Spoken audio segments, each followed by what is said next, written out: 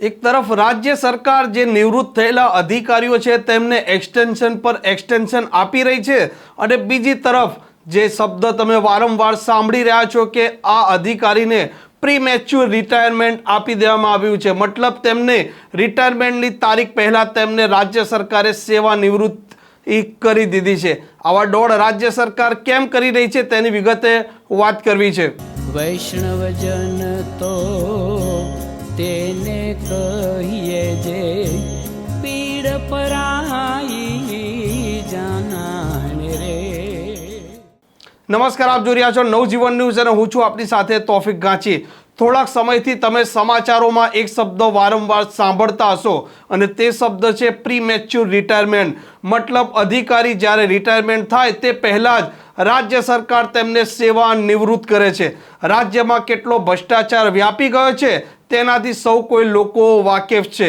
અત્યાર સુધી 9 અધિકારીઓને સેવા નિવૃત્ત કર્યા હતા અને વધુ રોડ એન્ડ બિલ્ડિંગ વિભાગના 2 એક્ઝિક્યુટિવ એન્જિનિયરને પણ રાજ્ય સરકારે સેવા નિવૃત્ત કર્યા છે। જો અધિકારીઓના નામની વાત કરીએ તો કેબી રાઠોડ જે પોતે હિંમતનગરથી છે ને MS ભોયા જે પોતે મોડાસાથી છે। આ બંને અધિકારીઓ એક્ઝિક્યુટિવ એન્જિનિયર હતા, વર્ગ 1 અધિકારી અને રોડ એન્ડ બિલ્ડિંગ વિભાગમાં તે કામ કરતા હતા। આ વિભાગ છે રાજ્યના મુખ્યમંત્રી ભૂપેન્દ્ર પટેલ પાસે।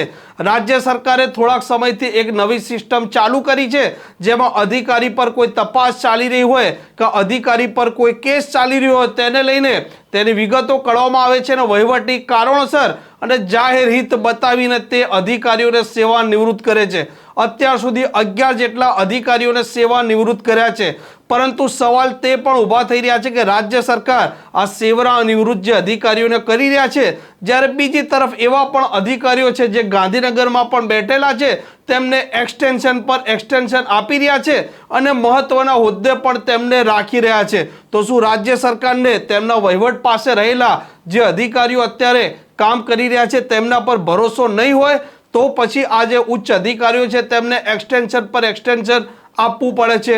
અત્યારે ગુજરાતમાં દરેક તરફ એક ચર્ચા વારંવાર ચર્ચાઈ રહી છે કે આ રોડ રસ્તા તૂટી ગયા છે, આ બ્રિજ તૂટી ગયો છે।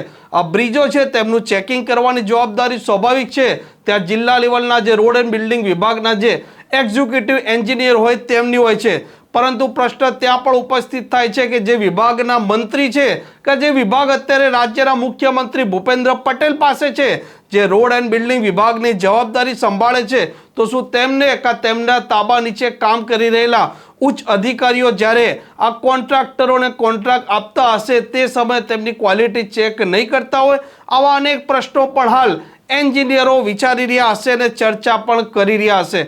જોઈએ હજી રાજ્ય સરકાર આવનારા સમયમાં કેટલા અધિકારીઓને સેવા નિવૃત્ત કરે છે અને તે પણ જોઈએ કે જે ઉચ્ચ અધિકારીઓને એક્સટેન્શન પર એક્સટેન્શન આપી રહ્યા છે તે પ્રણાલી પણ અટકે છે કે નથી અટકતી। આ પ્રકારના સમાચાર જો આપને પસંદ આવતા હોય તો નવજીવન ન્યૂઝની આ ચેનલને સબસ્ક્રાઇબ અને શેર કરવાનું ભૂલતા નહીં। વૈષ્ણવજન તો તેને કહીએ જે પીડ પરાઈ